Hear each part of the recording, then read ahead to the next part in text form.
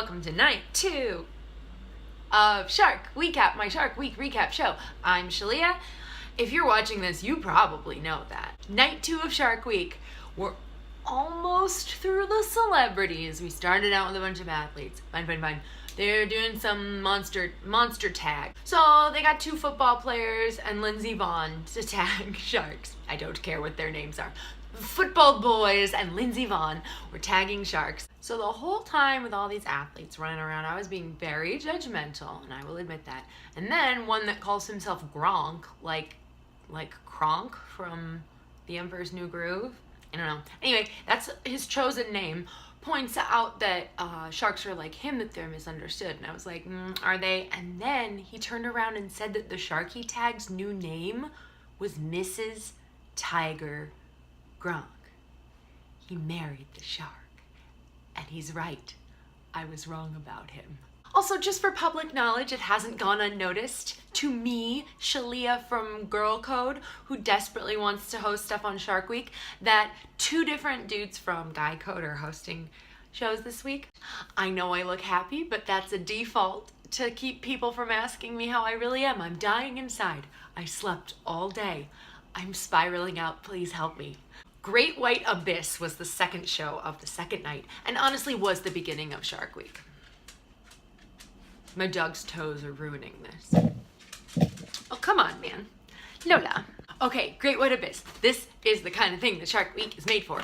It's just a bunch of shark scientists. They got a lot to do. So they went to Guadalupe Island, which is very, very deep. It's volcanoes.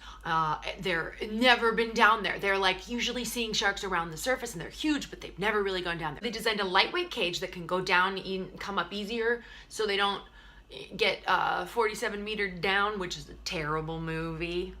I've watched it multiple times and it doesn't get better.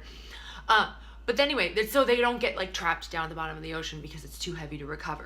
They're in the water and they're just not even that deep yet. They're just like a little deep, and there's just like a shit ton of sharks everywhere. There's like 15 massive sharks, but they're not even the big ones that they're looking for. These are the male sharks. They're looking for big ladies because shark scientists only want to find big girls. That's always what they're looking for, is big females. So here we go, Shark Week. Let's dive for those big ladies. So they're down there and they're looking around, and then there's all of a sudden a ton of sharks around, and they're like, uh-oh, this is going crazy. And then the weather gets crazy and the cage is going all over the place, and then it almost falls over, and then they're like, uh-oh, we gotta get out of here. So they start to leave, but then a really big female comes and they're like, oh shit, she's huge and she's pregnant and she's huge and we're in a cage that's gonna fall off a cliff. And it's the most exciting that Shark Week has ever been, ever.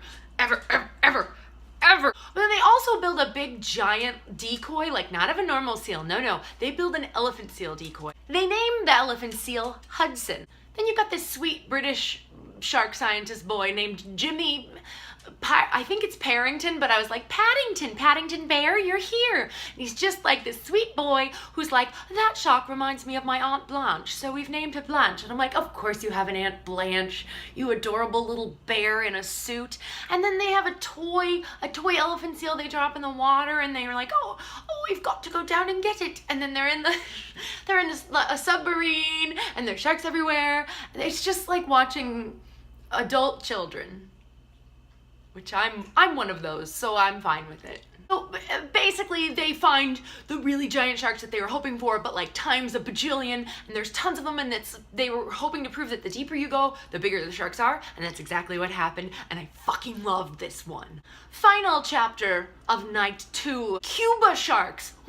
We haven't had access to these sharks because Fidel Castro did not want us to go near his shark. There was one discovered, rumored to have existed, called El Monstro, and so that's what inspired this. So I go to Cuba, and they're in these amazingly beautiful places that are super well preserved, and I'm like, oh, uh-oh. I'm not as mad at Fidel Castro for that. He was never a good guy, but like, A+ on the preserving of nature by keeping everybody else out. It's beautiful though. This episode got crazy in a way that I could never have imagined. They've got great whites, and they've got makos, and they've got hammerheads, and they've got reef sharks. There's just everything. There's like a 600-pound grouper. There's turtles, there's a lobster, there's like a fight between a lobster and a grouper.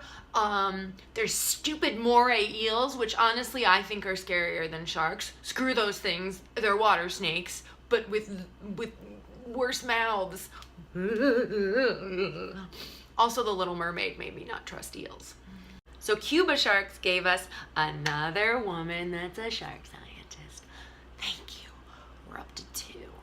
But seriously, I was very happy. Her name's Melissa. She was adorable. She spoke Spanish. And she got attacked by a fucking crocodile. They're swimming around in the dark looking for sharks. It is Shark Week. They're looking for sharks. And all of a sudden something bit her.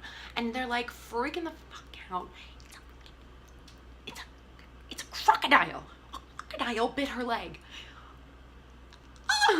Anyway, that's it for night 2 of Shark Week, which I, hats off, consider night 1 because we finally learned something and saw something new.